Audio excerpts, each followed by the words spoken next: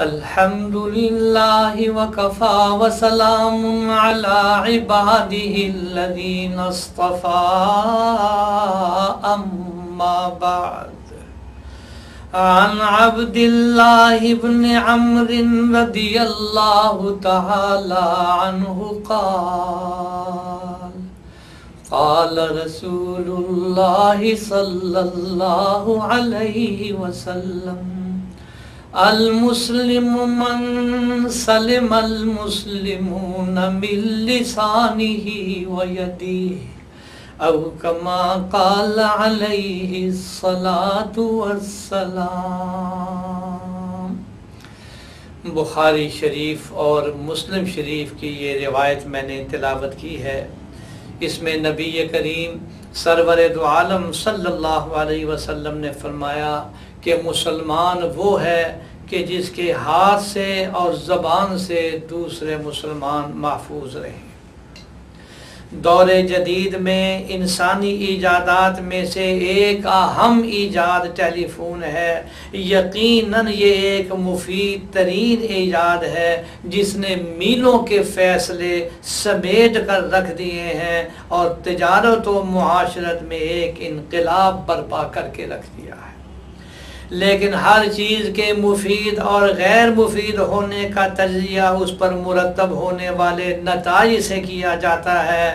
آج کے دور میں جہاں ٹیلی فون کے بہت سے فوائد ہیں، وہاں بعض حالات میں یہ ایک تکلیف دہ چیز بن چکا ہے۔ اس کی وجہ صرف اس مفید ایجاد کا غلط استعمال ہے۔ اسلام ایک مکمل دین ہے، آخری دین ہونے کی بنا پر قیامت تک آنے والے مسائل کا حل بھی پیش کرتا ہے۔ آج اگر ان اسلامی آداب پر عمل کیا جائے تو یقیناً ٹیلی فون ایک مفید چیز ثابت ہوگا۔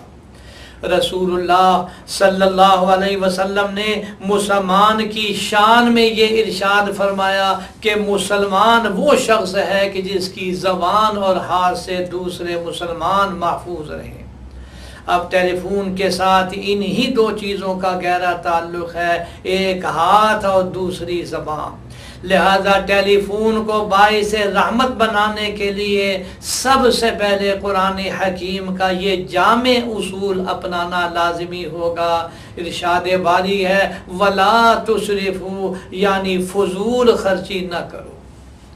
تو ٹیلی فون سے متعلق ایک تکلیف دہ بات اس کے اخراجات کا حد سے بڑھ جانا ہے، اور یہ صرف اس قرآنی اصول پر عمل کرنے سے ہی ممکن ہوگا۔ پھر جب ٹیلی فون کیا جائے تو ان تمام آداب و معاشرت کا خیال رکھا جائے جو اللہ تعالیٰ نے قرآن مجید میں سورہ النور میں ارشاد فرمایا ہے۔ مفتی اعظم پاکستان اپنی تفسیر میں حضرت مولانا مفتی محمد شفیع صاحب رحمۃ اللہ علیہ سورہ نور کی آیت کے ضمن کے اندر آیت نمبر 27 سے 29 تک میں یہ فرماتے ہیں کہ ملاقات کے ضمن میں ٹیلی فون سے متعلق بعض مسائل بھی ذکر فرمائے ہیں۔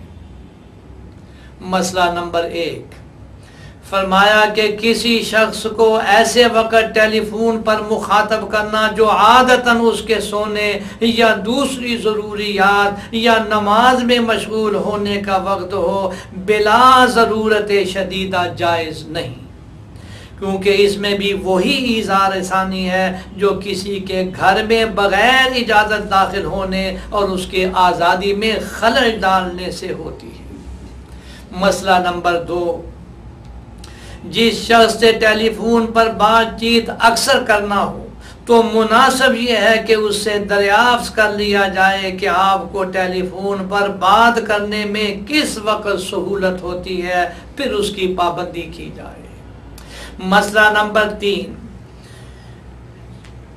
ٹیلی فون پر اگر کوئی طویل بات کرنا ہو تو پہلے مخاطب سے دریافت کر لیا جائے کہ آپ کو ذرا سی فرصت ہو تو میں اپنی بات عرض کروں، کیونکہ اکثر ایسا ہوتا ہے کہ ٹیلی فون کی گھنٹی بجنے پر آدمی طبعاً مجبور ہوتا ہے کہ فوراً معلوم کرے کہ کون کیا کہنا چاہتا ہے۔ اور اس ضرورت سے وہ کسی بھی حال میں ہو اور کسی بھی اہم ضرورت میں مشغول ہو، اسے چھوڑ کر ٹیلی فون اٹھاتا ہے۔ کوئی بے رحم آدمی اس وقت لمبی بات کرنے لگ جائے تو سخت تکلیف محسوس ہوتی ہے۔ چوتھا مسئلہ، حضرت مفتی محمد شفیع صاحب فرماتے ہیں کہ بعض لوگ ٹیلی فون کی گھنٹی بجتی رہتی ہے اور کوئی پرواہ نہیں کرتے، نہ پوچھتے ہیں کہ کون ہے، کیا کہنا چاہتا ہے۔ یہ اسلامی اخلاق کے خلاف ہے اور بات کرنے والے کی حق تلفی ہے، جسے حدیث میں فرمایا گیا ہے ان لزورک علیک حقا، یعنی جو شخص تمہاری ملاقات کو آئے اس کا بھی تم پر حق ہے۔ لہذا جو آدمی بلا ضرورت ملاقات سے انکار کرے، اور اسی طرح جو آدمی ٹیلی فون پر آپ سے بات کرنا چاہتا ہے، اس کا حق ہے کہ آپ اس کا جواب دیں۔ ارشادات نبویہ سے ملاقات کا مسنون طریقہ یہ معلوم ہوتا ہے کہ پہلے سلام کیا جائے، پھر آنے والا شخص اپنا نام لے کر کہے کہ فلاں شخص ہوں اور ملنا چاہتا ہوں۔ لہذا ٹیلی فون پر بھی ملاقات کا یہی طریقہ اپنایا جائے۔ عام مروجہ لفظ میں ہیلو ہے، لیکن مسلمانوں کا اپنا ایک تشخص اور مسنون طریقہ موجود ہے۔ لہذا فون کرتے وقت ہیلو کی بجائے السلام علیکم کہنا چاہیے، اور فون کرنے والے کو پہلے اپنا واضح اور صاف تعارف پیش کرنا چاہیے، تاکہ مخاطب کو خوب اچھی طرح معلوم ہو جائے کہ کون فون پر ملاقات کرنا چاہتا ہے۔ جیسا کہ حضرت جابر رضی اللہ تعالی عنہ کو جناب رسول اللہ صلی اللہ علیہ وسلم نے منع فرمایا کہ انا کہ میں ہوں، فرمایا اس طرح اپنا تعارف پیش نہیں کرانا چاہیے۔ سورہ نور کی آیت نمبر 28 میں ملاقات کا یہ ادب بھی بتلایا گیا ہے۔ قرآن کریم میں ہے وَإِن قِيلَ لَكُمُ ارْجِعُوا فَارْجِعُوا هُوَ أَزْكَىٰ لَكُمْ، یعنی اگر ملاقاتی کو کہا جائے کہ اب ملاقات نہیں ہو سکتی تو لوٹ جانا چاہیے، یہی تمہارے لیے بہتر ہے۔ لہٰذا اگر ٹیلی فون پر کہا جائے کہ اس وقت ملاقات نہیں ہو سکتی تو ٹیلی فون کرنے والے کو خوش دلی کے ساتھ عذر قبول کر لینا چاہیے، برا نہ ماننا چاہیے، اور عذر کرنے والے کو بھی اس بات کا خیال رکھنا چاہیے کہ واقعی شدید عذر ہو تو معذرت کرے، کیونکہ ملاقاتی کا بھی ایک حق ہے۔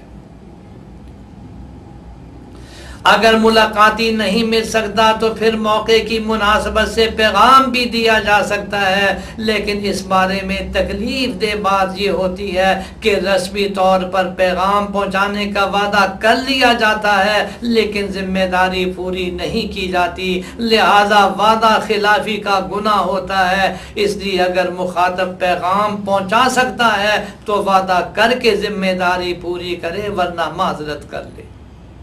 عام زندگی میں خصوصاً ٹیلی فون پر بے جا اور فضول باتیں کرنے سے بچنا چاہیے۔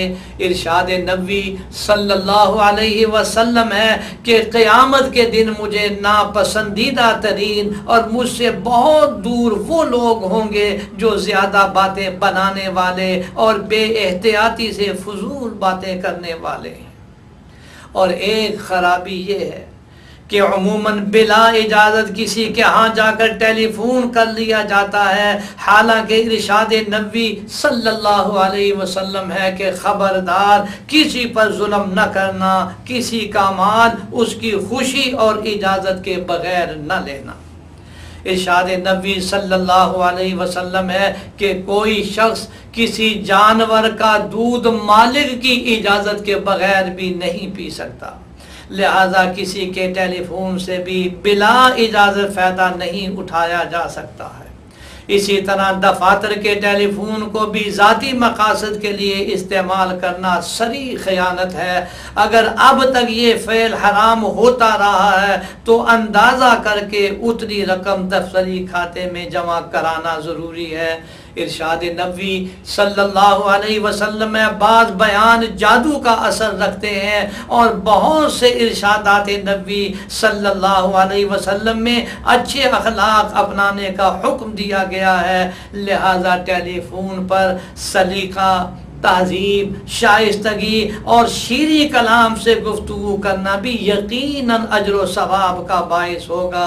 ارشاد نبوی صلی اللہ علیہ وسلم ہے کہ اپنے بھائی سے خوش روئی سے ملنا صدقے کا ثواب حاصل کرنا ہے۔ ارشاد نبوی صلی اللہ علیہ وسلم ہے کہ بدخلق، بدخو، سخت گو آدمی جنت میں داخل نہ ہوگا۔ اللہ تعالی ہمیں ان اسلامی آداب پر عمل کرنے کی توفیق عطا فرمائے تاکہ ٹیلی فون جیسی نعمت جو آج کل ایک تکلیف دہ چیز بن چکی ہے وہ ایک مفید نعمت اور راحت کا سبب بن جائے۔ وآخر دعوانا